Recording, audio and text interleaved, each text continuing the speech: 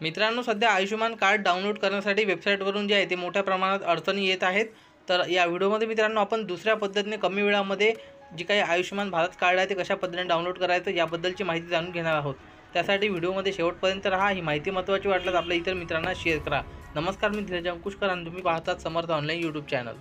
यासाठी मित्रांनो तुम्हाला ई-श्रम कार्डच्या वेबसाईटवरती यायचं आहे। ऑलरेडी रजिस्टर लॉगिनवरती क्लिक करायचं आहे। त्यानंतर मोबाईल नंबर टाकायचा, इथे कॅप्चा टाकायचा आणि गेट OTP वरती क्लिक करायचं आहे।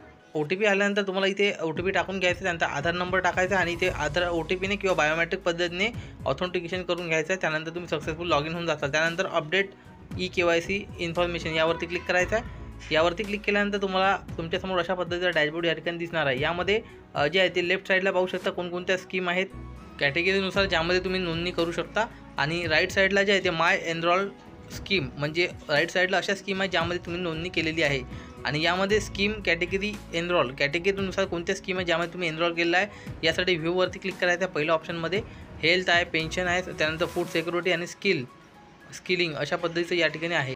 कुणाही कॅटेगरीवरती तुम्ही क्लिक केलं तर त्या अंतर्गत जी काही स्कीम आहे त्या स्कीमची तुम्ही माहिती घेऊ शकता आणि त्याचं सर्टिफिकेट तुम्हाला डाउनलोड करायचं असेल तर ते सुद्धा तुम्ही सर्टिफिकेट डाउनलोड करू शकता। आता इथे स्किलिंगवरती जर क्लिक केलं तर इथे स्किल इंडिया डिजिटल हब नावाचं आहे। इथे जर क्लिक केलं तर तुम्ही इथे पाहू शकता क्लिक हिअर, इथे लिंक आहे।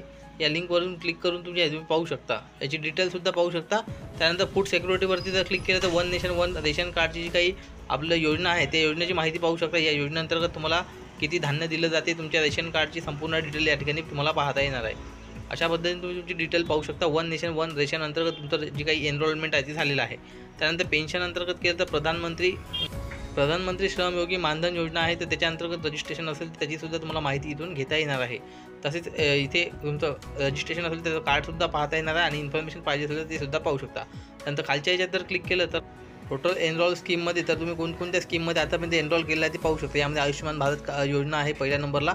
यावरती जर तुम्ही क्लिक केलं तर या ठिकाणी तुमचं जर इथे रजिस्ट्रेशन झालं असेल, कार्ड ई-KYC सुद्धा झालेली असेल तर इथे तुम्हाला एक लिंक मिळणार आहे कार्ड डाउनलोड करण्यासाठी। या लिंकवरती क्लिक करून तुम्ही तुमचं कार्ड जे आहे इथून सहज डाउनलोड करू शकता।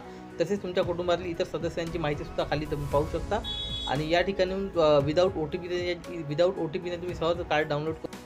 आणि आयुष्यमानच्या वेबसाईटवर जर गेले तर तुम्हाला 2-3 वेळा OTP घ्यावा लागतो। आणि या ठिकाणी तुम्हाला हॉस्पिटलसुद्धा पाहता येणार आहे तुमच्या जिल्ह्यामध्ये कोणकोणते हॉस्पिटल इथे अवेलेबल आहे या योजनेअंतर्गत। आता काही जणांचं या ठिकाणी नाव दाखवणार नाही त्यांचं रजिस्ट्रेशन झालं नसल्यामुळे, तर या योजनेमध्ये कोण पात्र आहे कोण अपात्र आहे या योजनेची माहिती पाहण्यासाठी आय बटनावरती क्लिक करून तुम्ही संपूर्ण या योजनेची माहिती पाहू शकता, रजिस्ट्रेशन कुठे करायचं, आणि अशा पद्धतीने मित्रांनो तुम्हाला या सोप्या पद्धतीने डाउनलोड करता येणार आहे।